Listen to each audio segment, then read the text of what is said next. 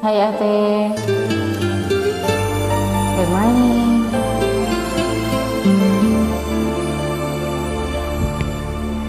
Ikaw sa puso at isipan ko, ikaw ang tawag na pag-ibig ko, ikaw ang siyang lahat sa buhay ko.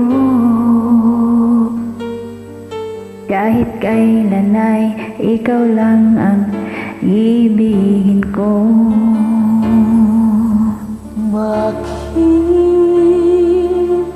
kailangan pang magkalayo? Ngayon nalulungkot yaring puso. Ikaw maging sa alaala ko. Nasaan ka man, sana'y marinig ang damdamin ko. Sana ikaw ay narito, kapiling at kayakap ko.